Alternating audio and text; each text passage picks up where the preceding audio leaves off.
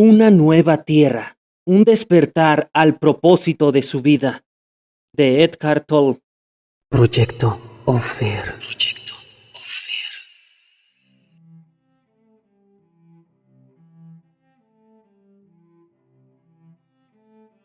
Capítulo 1. El florecer de la conciencia humana. Evocación. La Tierra, hace 114 millones de años, un día poco después de despuntar el alba, la primera flor en existir sobre el planeta, abre sus pétalos para recibir los rayos del sol. Con anterioridad a ese suceso extraordinario que anuncia la transformación evolutiva de la vida vegetal, el planeta había estado cubierto de vegetación durante millones de años. Es probable que la primera flor no hubiera sobrevivido por mucho tiempo y que las flores hubieran seguido siendo fenómenos raros y aislados, puesto que las condiciones seguramente no eran favorables para una florescencia generalizada. Sin embargo, un día se llegó a un umbral crítico y súbitamente debió producirse una explosión de colores y aromas por todo el planeta, de haber habido una conciencia con capacidad de percepción para presenciarla. Mucho tiempo después, esos seres delicados y perfumados, a los cuales denominamos flores, desempeñarían un papel esencial en la evolución de la conciencia de otras especies. Los seres humanos se sentirían cada vez más atraídos y fascinados por ellas. Seguramente, a medida que la conciencia humana se fue desarrollando, las flores pudieron ser la primera cosa que los seres humanos valoraron sin que representaran un valor utilitario para ellos, es decir, sin que tuvieran alguna relación con su supervivencia. Sirvieron de inspiración para un sinnúmero de artistas, poetas y místicos. Jesús nos dice que contemplemos las flores y aprendamos a vivir como ellas. Se dice que Buda pronunció una vez un sermón silencioso mientras contemplaba una flor. Al cabo de un rato, uno de los presentes, un monje de nombre Mahakasyapa, comenzó a sonreír. Se dice que fue el único que comprendió el sermón. Según la leyenda, esa sonrisa, la realización, pasó a 28 maestros sucesivos y mucho después se convirtió en el origen del Zen. La belleza de una flor pudo arrojar un breve destello de luz sobre la parte esencial más profunda del ser humano, su verdadera naturaleza. El momento en que se reconoció por primera vez la belleza fue uno de los más magníficos de la evolución de la conciencia humana. Los sentimientos de alegría y amor están íntimamente ligados con ese reconocimiento. Sin que nos diéramos cuenta, las flores se convertirían en una forma de expresión muy elevada y sagrada que moraría dentro de nosotros, pero que no tendría forma. Las flores, con su vida más efímera, etérea y delicada que la de las plantas de las cuales nacieron, se convertirían en especie de mensajeras de otro plano, un puente entre el mundo de las formas físicas y de lo informe. Su aroma no solamente era delicado y agradable para los sentidos, sino que traía una fragancia desde el plano del espíritu. Si utilizamos la palabra iluminación en un sentido más amplio del aceptado convencionalmente, podríamos pensar que las flores constituyen la iluminación de las plantas. Cualquiera de las formas de vida de los distintos reinos, mineral, vegetal, animal o humano, pasa por la iluminación. Sin embargo, es algo que sucede muy rara vez, puesto que es más que un paso en la evolución. También implica una discontinuidad de su desarrollo, un salto hacia un nivel completamente diferente del ser, acompañado, en lo que es más importante, de una disminución de la materialidad. ¿Qué podría ser más denso e impenetrable que una roca? La más densa de todas las formas. No obstante, algunas rocas sufren cambios en su estructura molecular, convirtiéndose en cristales para dar paso a la luz. Algunos carbones se convierten en diamantes bajo condiciones inconcebibles de calor y de presión, mientras que algunos minerales pesados se convierten en piedras preciosas. La mayoría de los reptiles rastreros, los más íntimamente unidos a la Tierra, han permanecido iguales durante millones de años. Sin embargo, algunos otros desarrollaron plumas y alas para convertirse en aves, desafiando la fuerza de la gravedad que los había mantenido sujetos al suelo durante tanto tiempo. No aprendieron a reptar o a andar mejor, sino que trascendieron totalmente esos dos pasos. Desde tiempos inmemorables, las flores, los cristales, las piedras preciosas y las aves han tenido un significado especial para el espíritu humano. Al igual que todas las formas de vida, son, lógicamente, manifestaciones temporales de la vida y la conciencia. Su significado especial y la razón por la que los seres humanos se han sentido fascinados y atraídos por ellas pueden atribuirse a su cualidad etérea. Cuando el ser humano tiene un cierto grado de presencia, de atención y alerta en sus percepciones, puede sentir la esencia divina de la vida, la conciencia interior o el espíritu de todas las criaturas y de todas las formas de vida, y reconocer que es uno con esa esencia y amarla como a sí mismo. Sin embargo, hasta tanto eso sucede, la mayoría de los seres humanos perciben solamente las formas exteriores, sin tomar conciencia de su esencia interior. De la misma manera que no reconocen su propia esencia y se limitan a identificarse solamente con su forma física y psicológica. Sin embargo, en el caso de una flor, un cristal, una piedra preciosa o un ave, hasta una persona con un grado mínimo de presencia puede sentir ocasionalmente que en esa forma hay algo más que una simple existencia física, aún sin comprender la razón por la que se siente atraída y percibe una cierta afinidad por ella. Debido a su naturaleza etérea, esa forma oculta menos el espíritu interior que otras formas de vida. La excepción de esto son todas las formas recién nacidas como los bebés, los cachorros, los gatitos, los corderos, etc. Son frágiles, delicados y no se han establecido firmemente en la materialidad. De ellos emana todavía inocencia, dulzura y una belleza que no es de este mundo. Son un deleite hasta para los seres humanos relativamente insensibles. Así que cuando contemplemos conscientemente una flor, un cristal o un ave sin decir su nombre mentalmente, se convierte en una ventana hacia el mundo de lo informe. Podemos vislumbrar algo del mundo del espíritu. Es por eso que estas tres formas iluminadas y aligeradas de vida han desempeñado un papel tan importante en la evolución de la conciencia humana desde la antigüedad.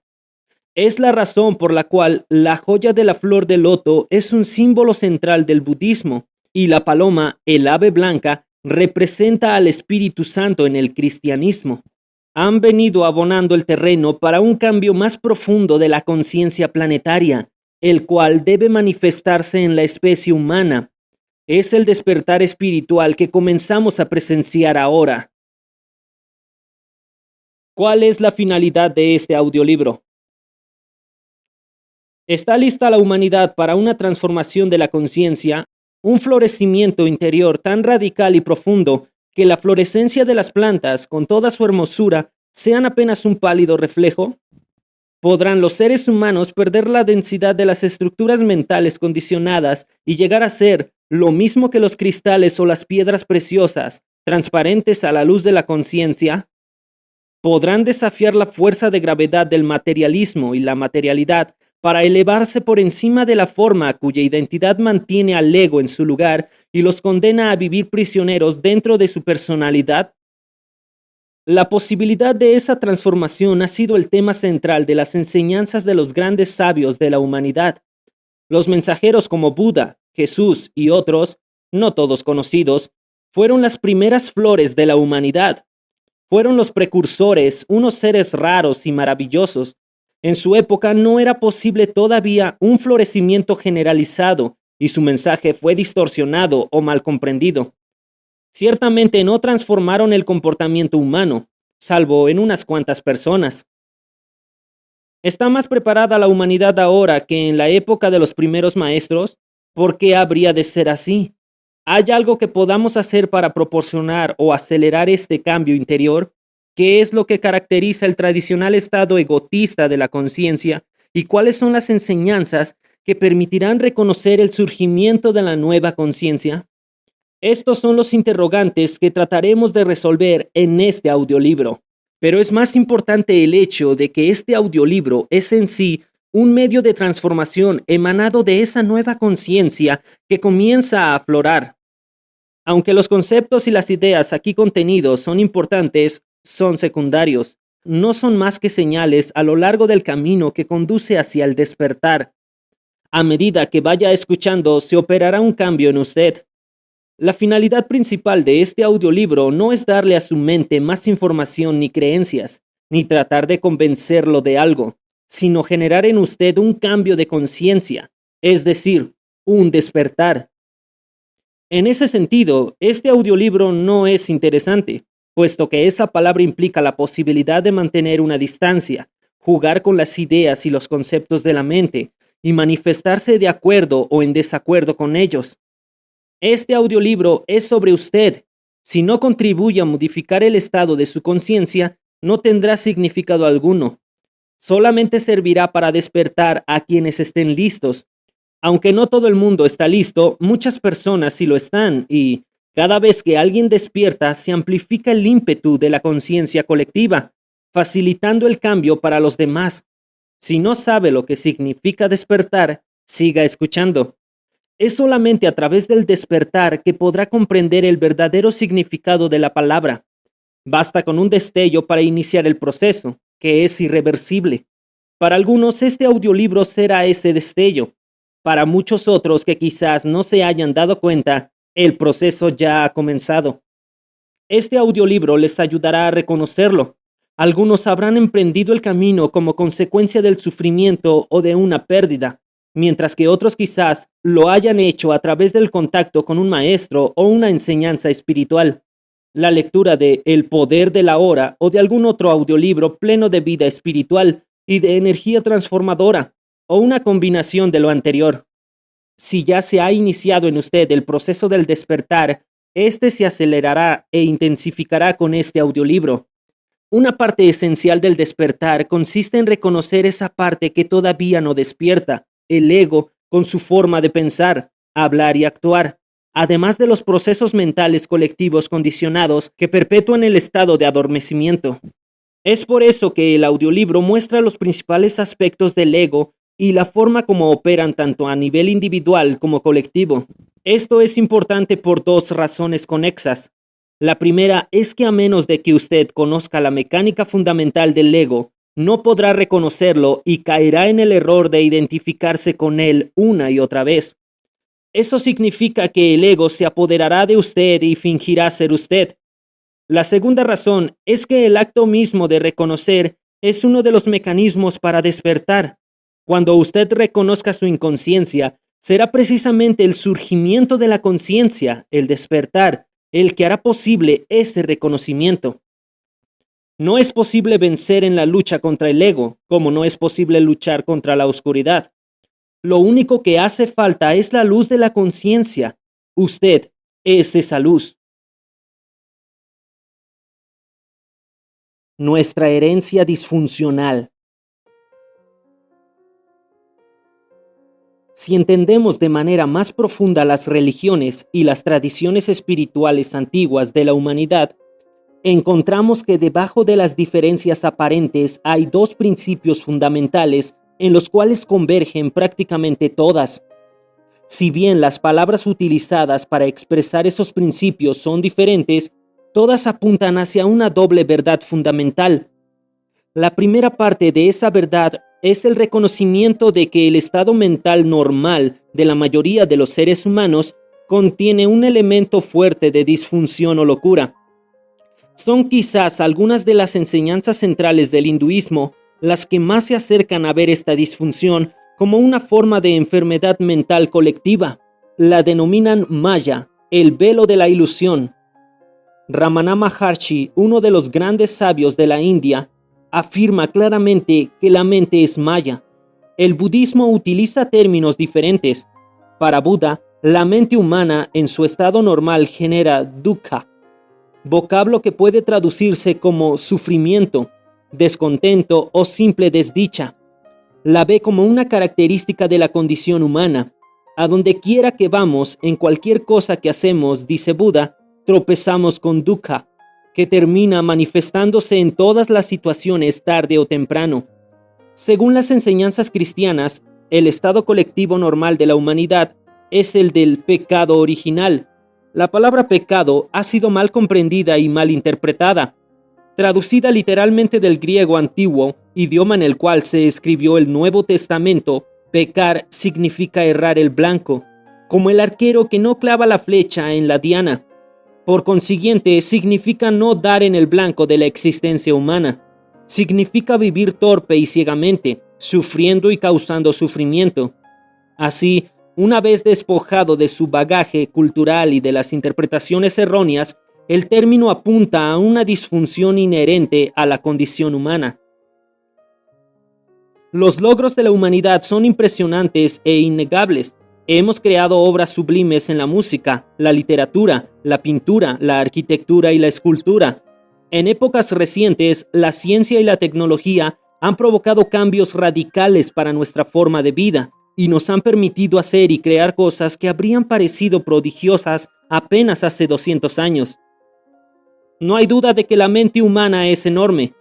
Sin embargo, esa misma inteligencia está tocada de locura. La ciencia y la tecnología han amplificado el impacto destructivo ejercido por la disfunción de la mente humana sobre el planeta, sobre otras formas de vida y sobre los mismos seres humanos. Es por eso que la historia del siglo XX es la que permite reconocer más claramente esa locura colectiva. Otro de los factores es que esta disfunción se está acelerando e intensificando. La Primera Guerra Mundial estalló en 1914. Toda la historia de la humanidad había estado preñada de guerras crueles y destructivas, motivadas por el miedo, la codicia y las ansias de poder, además de los episodios ignominiosos como la esclavitud, la tortura y la violencia generalizada, motivada por razones religiosas e ideológicas. Los seres humanos habían sufrido más a manos de otros seres humanos que a causa de los desastres naturales. Sin embargo, en 1914 la inteligencia de la mente humana había inventado no solamente el motor de combustión interna, sino los tanques, las bombas, las ametralladoras, los submarinos, los lanzallamas y los gases tóxicos. La inteligencia al servicio de la locura. En una guerra estática de trincheras parecieron en Francia y en Bélgica millones de hombres tratando de conquistar unas cuantas millas de marismas. Al terminar la guerra en 1918, los sobrevivientes observaron horrorizados e incrédulos la devastación provocada. 10 millones de seres humanos muertos y muchos más mutilados o desfigurados. Nunca antes habían sido tan destructivos, tan dolorosamente palpables los efectos de la locura humana. Estaban lejos de saber que eso era apenas el comienzo. Para finales del siglo, el número de personas muertas violentamente a manos de sus congéneres aumentaría a más de 100 millones. Serían muertes provocadas no solamente por las guerras entre las naciones, sino por los exterminios masivos y el genocidio, como el asesinato de 20 millones de enemigos de clase, espías y traidores en la Unión Soviética de Stalin, o los horrores innombrables del Holocausto en la Alemania nazi. También hubo muertes acaecidas durante un sinnúmero de conflictos internos, como la Guerra Civil Española, o durante el régimen de los Khmeres Rojos en Camboya, cuando fue asesinada una cuarta parte de la población de ese país. Basta con ver las noticias de todos los días en la televisión para reconocer que la locura no solamente no ha menguado, sino que todavía continúa en el siglo XXI. Otro aspecto de la disfunción colectiva de la mente humana es la violencia sin precedentes desatada contra otras formas de vida y contra el planeta mismo. La destrucción de los bosques productores de oxígeno y de otras formas de vida vegetal y animal. El tratamiento cruel de los animales en las granjas mecanizadas y la contaminación de los ríos, los océanos y el aire. Empujados por la codicia e ignorantes de su conexión con el todo, los seres humanos insisten en un comportamiento que, de continuar desbocado, provocará nuestra propia destrucción. Las manifestaciones colectivas de la locura, asentada en el corazón de la condición humana, constituyen la mayor parte de la historia de la humanidad. Es, en gran medida, una historia de demencia. Si la historia de la humanidad fuera la historia clínica de un solo ser humano, el diagnóstico sería el siguiente: desórdenes crónicos de tipo paranoide, propensión patológica a cometer asesinato y actos de violencia y crueldad extremas contra sus supuestos enemigos, su propia inconsciencia proyectada hacia el exterior, demencia criminal, con unos pocos intervalos de lucidez. El miedo, la codicia y el deseo de poder son las fuerzas psicológicas que no solamente inducen a la guerra y a la violencia entre las naciones, las tribus, las religiones y las ideologías, sino que también son la causa del conflicto incesante en las relaciones personales. Hacen que tengamos una percepción distorsionada de nosotros mismos y de los demás. A través de ellas interpretamos equivocadamente todas las situaciones, llegando a actuaciones descarriadas, encaminadas a eliminar el miedo y satisfacer la necesidad de tener más. Ese abismo sin fondo que no se llena nunca. Sin embargo, es importante reconocer que el miedo, la codicia y el deseo de poder no son la disfunción de la que venimos hablando, sino que son productos de ella. La disfunción realmente es un delirio colectivo profundamente arraigado dentro de la mente de cada ser humano. Son varias las enseñanzas espirituales que nos aconsejan deshacernos del miedo y del deseo, pero esas prácticas espirituales por lo general no surten efecto porque no atacan la raíz de la disfunción. El miedo, la codicia y el deseo de poder no son los factores causales últimos. Si bien el anhelo de mejorar y de ser buenos es un propósito elevado y encomiable, es un empeño condenado al fracaso a menos de que haya un cambio de conciencia. Esto se debe a que sigue siendo parte de la misma disfunción, una forma más sutil y enrarecida de superación, un deseo de alcanzar algo más y de fortalecer nuestra identidad conceptual, nuestra propia imagen. No podemos llegar a ser buenos esforzándonos por serlo, sino encontrando la bondad que mora en nosotros para dejarla salir. Pero ella podrá aflorar únicamente si se produce un cambio fundamental en el estado de conciencia.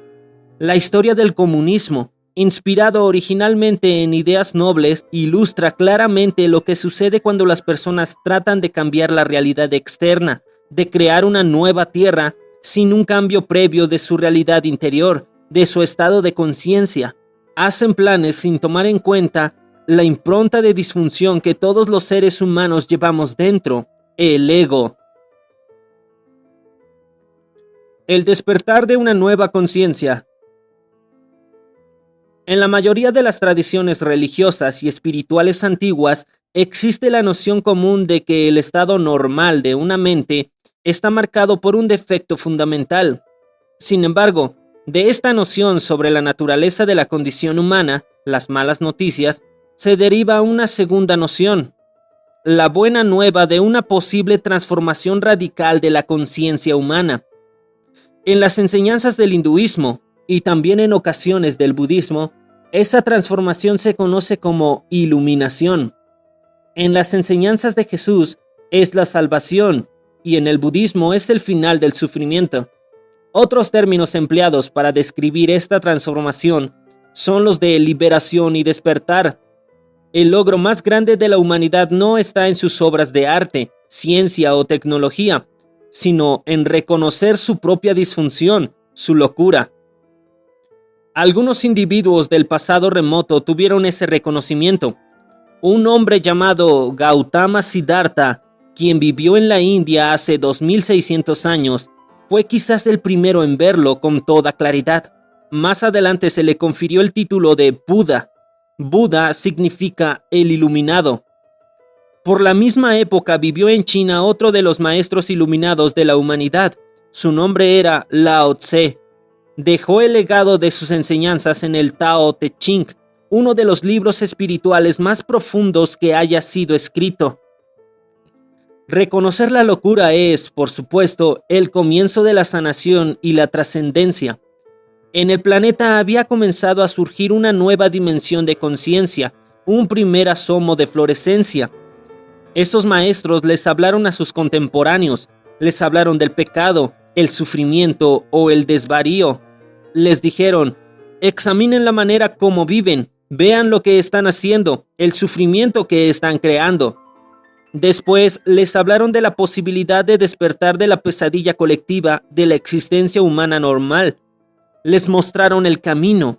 El mundo no estaba listo para ellos y, aún así, constituyeron un elemento fundamental y necesario del despertar de la humanidad.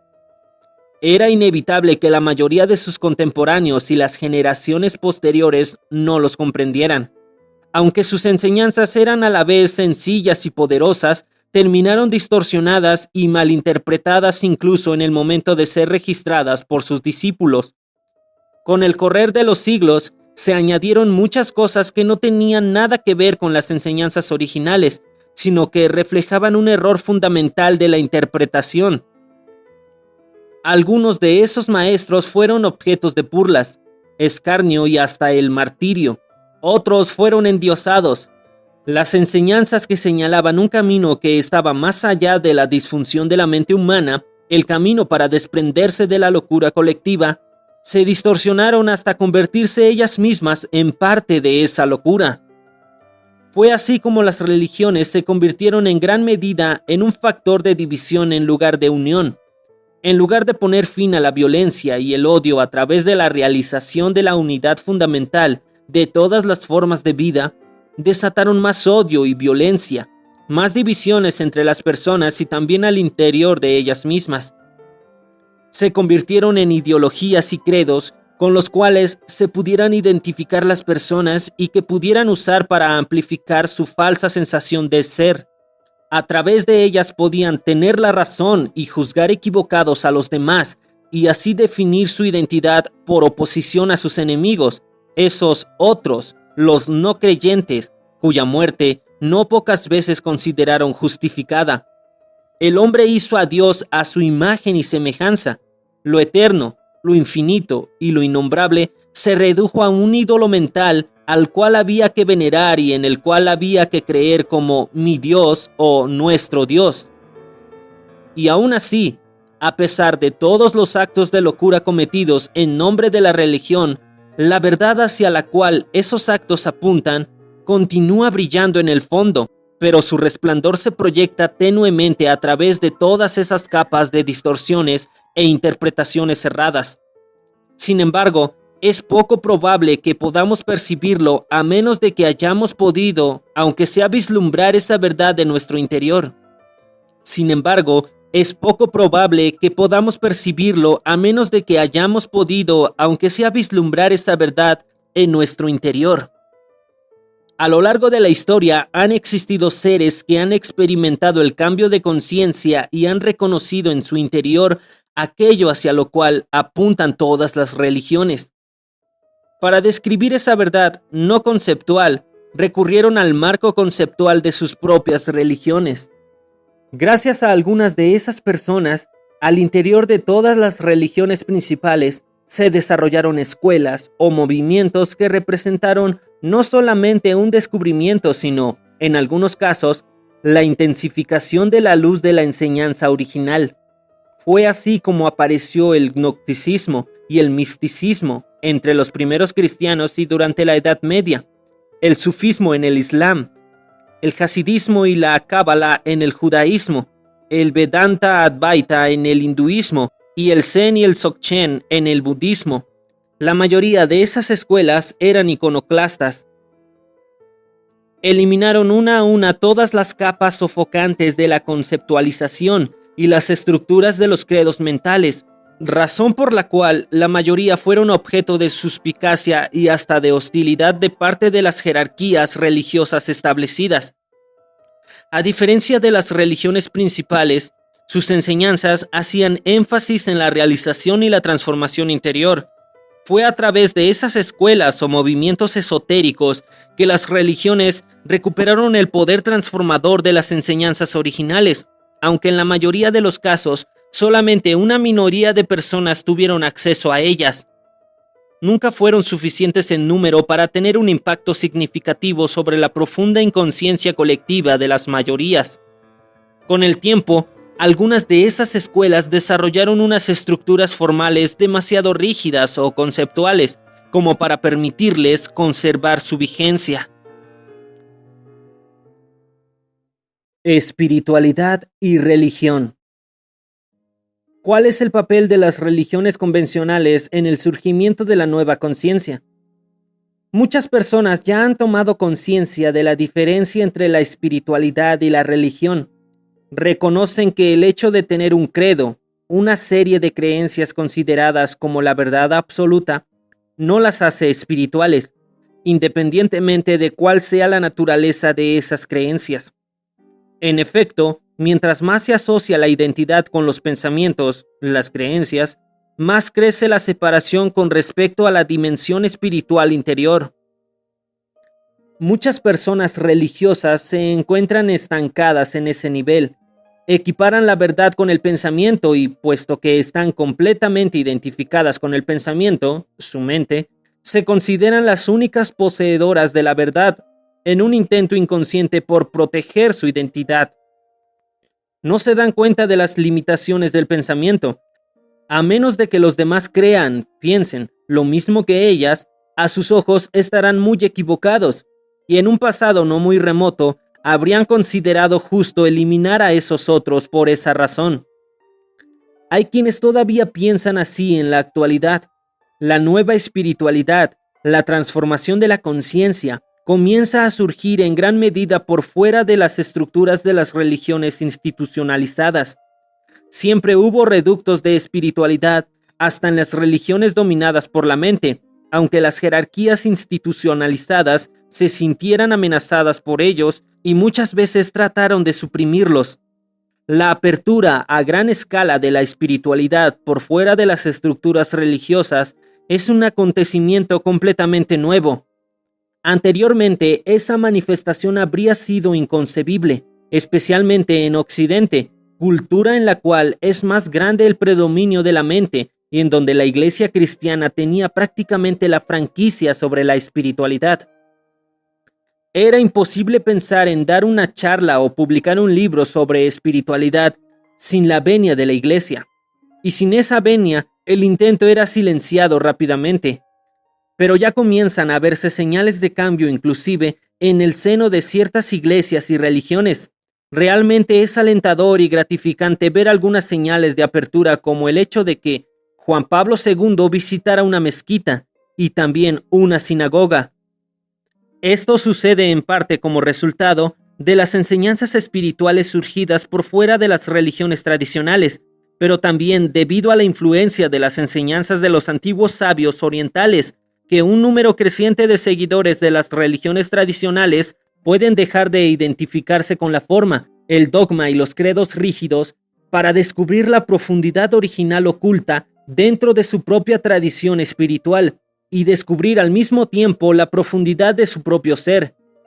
Se dan cuenta de que el grado de espiritualidad de la persona no tiene nada que ver con sus creencias, sino todo que ver con su estado de conciencia. Esto determina a su vez la forma como actúan en el mundo y se relacionan con los demás. Quienes no logran ver más allá de la forma se encierran todavía más en sus creencias, es decir, en su mente. En la actualidad, estamos presenciando un surgimiento sin precedentes de la conciencia, pero también el atrincheramiento y la intensificación del ego. Habrá algunas instituciones religiosas que se abrirán a la nueva conciencia, mientras que otras endurecerán sus oposiciones doctrinarias para convertirse en parte de todas esas otras estructuras forjadas por el hombre, detrás de las cuales se ha de atrincherar el ego para dar la pelea. Algunas iglesias, sectas, cultos o movimientos religiosos son básicamente entidades egotistas colectivas identificadas tan rígidamente con sus posiciones mentales, como los seguidores de cualquier ideología política cerrada ante cualquier otra interpretación diferente de la realidad. Pero el ego está destinado a disolverse y todas sus estructuras osificadas, ya sea de las religiones o de otras instituciones, corporaciones o gobiernos, se desintegrarán desde adentro, por afianzadas que parezcan. Las estructuras más rígidas, las más refractarias al cambio, serán las primeras en caer. Esto ya sucedió en el caso del comunismo soviético. A pesar de cuán afianzado, sólido y monolítico parecía, al cabo de unos cuantos años se desintegró desde adentro. Nadie lo vio venir. A todos nos cayó por sorpresa, y son muchas otras las sorpresas que nos esperan. La urgencia de una transformación. La vida, ya sea de una especie o de una forma individual, muere o se extingue o se impone por encima de las limitaciones de su condición, por medio de un salto evolutivo siempre que se ve enfrentada a una crisis radical, cuando ya no funciona la forma anterior de ser en el mundo o de relacionarse con otras formas de vida y con la naturaleza, o cuando la supervivencia se ve amenazada por problemas aparentemente insuperables. Se cree que las formas de vida que habitan este planeta evolucionaron primero en el mar. Cuando todavía no habían animales en la superficie de la Tierra, el mar estaba lleno de vida. Entonces, en algún momento, alguna de las criaturas se aventuró a salir a la tierra seca. Quizás se arrastró primero unos cuantos centímetros hasta que, agobiada por la enorme atracción de la gravedad, regresó al agua donde esta fuerza prácticamente no existe y donde podía vivir con mayor facilidad. Después, intentó una y otra vez hasta que, mucho después, pudo adaptarse a vivir en la tierra. Desarrolló patas en lugar de aletas y pulmones en lugar de agallas. Parece poco probable que una especie se hubiera aventurado en semejante ambiente desconocido y se hubiera sometido a una transformación evolutiva, a menos que alguna crisis le hubiera obligado a hacerlo. Quizás pudo suceder que una gran zona del mar hubiera quedado separada del océano principal y que el agua se hubiera secado gradualmente con el paso de los miles de años, obligando a los peces a salir de su medio ambiente y a evolucionar. El desafío de la humanidad en este momento es el de reaccionar ante una crisis radical que amenaza nuestra propia supervivencia. La disfunción de la mente humana egotista, reconocida desde hace más de 2500 años por los maestros sabios de la antigüedad y amplificada en la actualidad a través de la ciencia y la tecnología, amenaza por primera vez la supervivencia del planeta. Hasta hace muy poco, la transformación de la conciencia humana, señalada también por los antiguos sabios, era tan solo una posibilidad a la cual tenían acceso apenas unos cuantos individuos aquí y allá, independientemente de su trasfondo cultural o religioso. No hubo un florecimiento generalizado de la conciencia humana, porque sencillamente no era todavía una necesidad apremiante. Una porción significativa de la población del planeta no tardará en reconocer, si es que no lo ha hecho ya, que la humanidad está ante una encrucijada desgarradora: evolucionar o morir.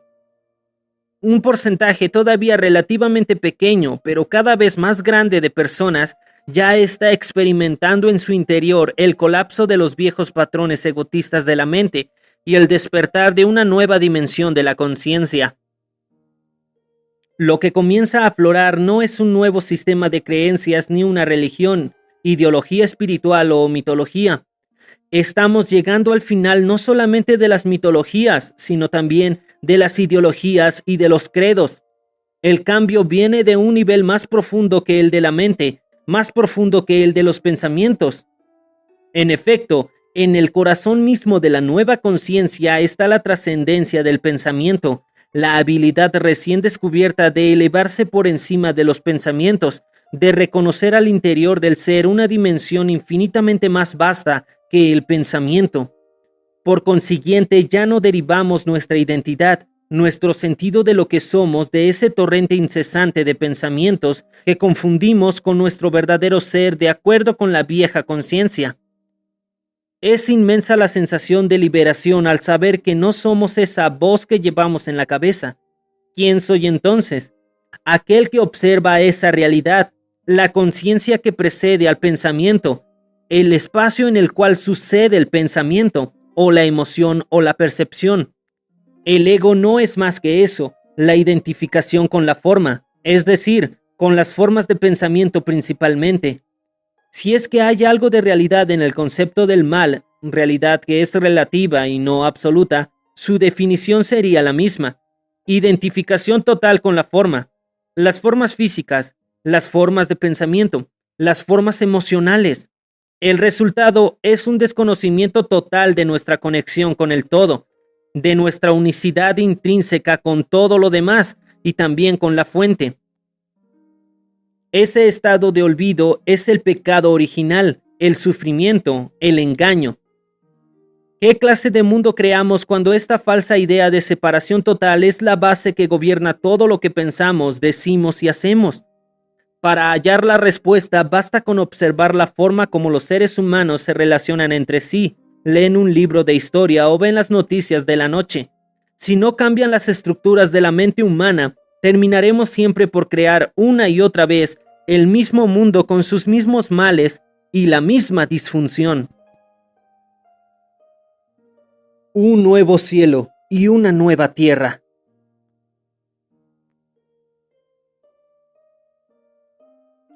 La inspiración para este audiolibro vino de una profecía bíblica que parece más aplicable en la actualidad que en ningún otro momento de la historia humana. Aparece tanto en el Antiguo como en el Nuevo Testamento y se refiere al colapso del orden existente del mundo y el surgimiento de un nuevo cielo y una nueva tierra. Debemos comprender aquí que el cielo no es un lugar, sino que se refiere al plano interior de la conciencia. Este es el significado esotérico de la palabra y también es el significado que tiene en las enseñanzas de Jesús. Por otra parte, la tierra es la manifestación externa de la forma, la cual es siempre un reflejo del interior.